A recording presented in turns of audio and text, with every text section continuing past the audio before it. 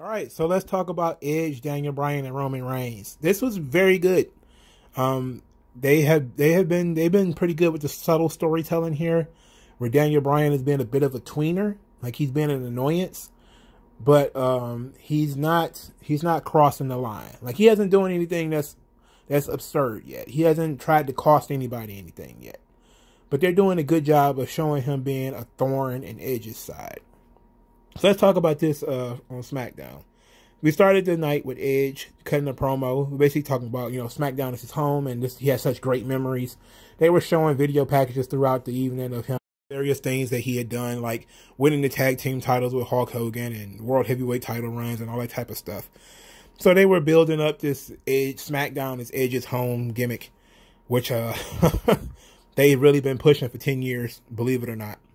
So on the subject of the guys that are in the storyline with him, he's been saying like, hey, he could forgive Daniel Bryan for giving him a running knee because it's what he would do.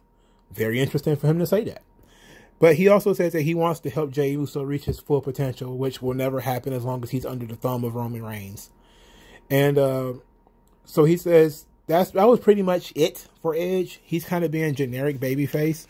He hasn't been fiery. He hasn't been passionate enough yet. I mean, I'm guessing all that stuff is going to come later, when he starts being a little bit more passionate about his spot at WrestleMania and everything. Right now, he's being very babyface-ish, very understanding of the situation. I mean, he forgave Daniel Bryan for giving him a running knee the previous week. That was really weird for him to do that. But Daniel Bryan, on the other hand, was not as charitable with Edge. So Daniel Bryan cuts his promo. He's talking about, how if Roman was such a great champion, he wouldn't need Jey Uso to watch his back. But then he talks about Edge, and he says that Edge doesn't want to face me because, he can't beat me. He wants to face Roman because he can beat Roman, but he's going to beat Roman first and make Roman tap out. So Roman comes out there and he's laughing. And he's laughing at Daniel Bryan and told Daniel Bryan he's got a better chance of lightning shooting out of his ass. He's got a better chance of growing wings and flying out of there than making him tap out. Because he doesn't tap out to anybody and he'll never tap out. Yet he would rather die or lose his arm than tap out. So Daniel Bryan is like, because that was pretty severe. Like that was pretty severe. He was like, I'd rather die. And Daniel was like, like you don't really have to win by submission. but anyway, Daniel Bryan was like, look, everybody thinks that they're unbeatable until they get beat. Everybody thinks that they're, unsubmittable. He says untap-outable. I don't even know what that means. Until they tap out. And he says that he will tap Roman Reigns out. He will beat Roman. He's going to break Roman. And then, he hoped that Roman doesn't die, which I thought was pretty great. I can't believe he said untap-outable.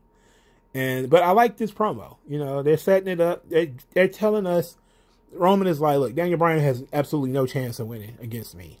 Most people have kind of accepted that Daniel Bryan is just in this match, really to kind of to shake things up a little bit. But I'm sticking with my guns. I do believe this will be not a triple threat match, but will be a remix, a little bit of a remix of WrestleMania 30, where it's going to be Daniel Bryan versus Edge. The winner faces Roman Reigns. And what made me believe that? Well, the main event, Edge versus Jey Uso. The winner will be the special guest enforcer for the match at Fastlane. Edge wins the match. Very competitive. Jey Uso's finish got kicked out of, which I wasn't really a fan of that. I understand Edge had to win, and he won clean. But Jey Uso did put up a really good fight. While on commentary, Daniel Bryan said, in terms of Roman Reigns never submitting, that he must never have been in the ring with elite grapplers. Because anybody who's been in the ring with elite grapplers, they eventually learn, to humble themselves and submit and to tap out. But he's going to be in the ring with an elite grappler this Sunday, and he's going to tap out Roman Reigns. Anyway, Edge wins. Jey Uso got his finish kicked out of, which I thought was weird. But it was a very good match that gave Jey Uso some pretty good momentum. He got some pretty good stuff in. He worked the body on Edge, which I thought was great. It worked. It makes sense too, because Edge is older. So you would work, maybe you would work the neck because that's his injury, but the body also works because, you know, he's a little bit older. So Edge wins with one spear, you know, okay, perfectly fine. After the match, of course, Roman spears Edge, and then Daniel Bryan, he taunts Daniel Bryan to come in and fight. Daniel Bryan leaves commentary. He didn't come in to help Edge. He was coming in to fight Roman because Roman had challenged him. And then Jey Uso attacks him from behind and beats him down. All right, so Daniel Bryan, Edge, and Roman Reigns are on a collision course. Fastlane is going to be Daniel Bryan versus Roman Reigns with Edge as a special guest enforcer. Now, my guess here is that Edge is going to factor somehow into the finish. And what I mean by that is he's likely going to be the reason Daniel Bryan loses. He may even cost Daniel Bryan the match. And I think that would be the best way to I know a lot of people are going to cringe, but to get Daniel Bryan to lose this match without him actually out and out losing. Because he lost at the Elimination Chamber, but he had an Elimination Chamber match and then had to face Roman immediately afterwards. In this position, if Edge screws him out of this match, then Daniel Bryan has a reason to continue pursuing the Universal title and then continuing his beef with Edge. Because Daniel Bryan has been taking shots at Edge. You know, this whole, you know, Edge can't beat me. You know, Edge really wants to face Roman because he thinks he can beat Roman. That kind of stuff. Makes perfect sense that, you know, Edge would probably just get sick of it and just be like, all right, this time I have the opportunity to get Daniel Bryan out of the picture. You know, let Daniel Bryan wrestle the match mostly cleanly and then, you know, yeets him out of the title picture. But Daniel Bryan worms his way back in.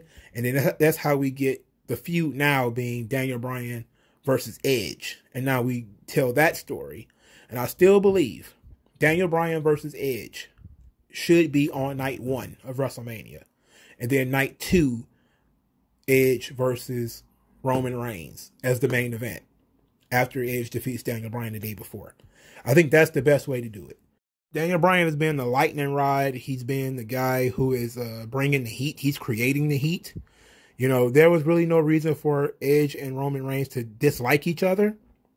But they're trying to, instead of trying to build that feud, and instead of just trying to make it plain or, you know, run of the mill, they're trying to set it up like Daniel Bryan is trying to worm his way into this, which is a place that, you know, most people are saying he shouldn't be there. But he's like, hey, you know, there's all this time between Royal Rumble and WrestleMania, and this could be my last one. I'm going to go for it. I'm gonna try to jump in this thing and see if it works.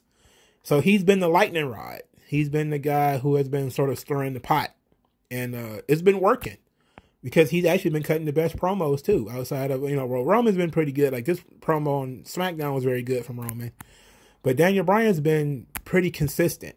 And he's been playing the tweener really well as far as being the antagonist. He's still a babyface, but he's an antagonist to Edge. You know, he's antagonizing Edge. He's needling him, been poking fun at him for no real reason. And Edge is being very gracious and trying to understand Daniel Bryan and trying to, you know, appreciate him a little bit. And he's sort of making Edge more babyface-ish and making Edge a little bit more sympathetic, because Edge is the rightful contender for the title. And Daniel Bryan is worming his way in, but Edge isn't being belligerent and stupid about it. It is a situation where, you know, he understands that that Daniel Bryan, you know, his situation, that he wants really bad to go to WrestleMania because he's been there before. He's seen people go through this before. So it makes sense. And I'm enjoying watching it. But let me know what you guys think in the comment section below. Like this video, share this video, subscribe to the channel. Use the hashtag 3ConCommentaries to support the channel. You want to send cash via Cash App. It would be in the comment section below. Thank you for your time, and I'll talk to you guys later.